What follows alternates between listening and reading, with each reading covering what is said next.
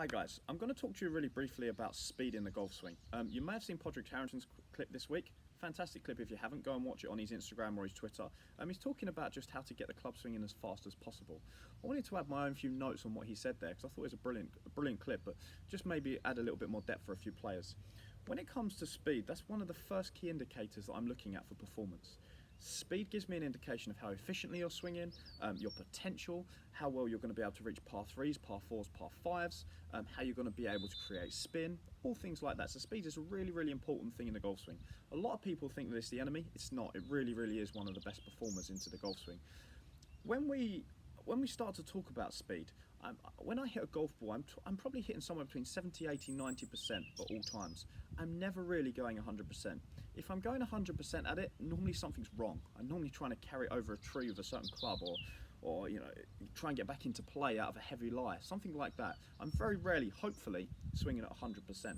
However, I will practice swinging at 100%. I'll normally do this once I've warmed up at the start of a session, exactly like Harrington was saying, and I'll just swing with my driver maybe for 2 or 3 minutes, just as fast as I can do. I'm only going to be able to do 4 or 5 swings doing that, and I'm just going to slowly build up, but I'm going to try and really get that club moving as fast as I can. I'm not going to try and perform this speed when I actually hit a golf ball. What I'm doing is trying to raise my threshold. If you think about it in really simple terms, if someone's fastest swing is 100 mile an hour, for them to swing at 70-80%, that's 70-80 mile an hour for them to feel comfortable. Now, if we could raise that threshold to 120 mile an hour, which would be a huge jump, if we were able to do that, all of a sudden their threshold of swinging at 70, 75, 80% is going to be around 90 mile an hour. So you can see there's going to be a jump of 5, 10, 15, 20 mile an hour. To put some numbers on that with regards to the ball, sort of how far a golf ball goes, 1 mile an hour is kind of worth 3 yards, 2.9, 3 yards, somewhere there, depends on how you strike it and what club. If you could move your swing from 100 to 120, that's going to be a lot of yardage.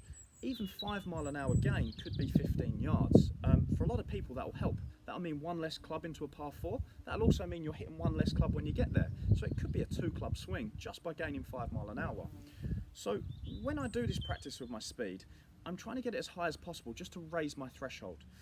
When I come to hit a shot, I need to maintain my balance, I need to maintain good strike on the club face, I need good smash factor, all of those things. But if my threshold can move up, ultimately I'm going to be able to be more comfortable swinging faster further down the line. Have a look at the Harrington drill, have a few swings. When you warm up, get loose and maybe try and swing as fast as you can for 5 or 6 swings, just to raise that threshold of how you're going to feel comfortable swinging at 70-80%. Hope that makes sense.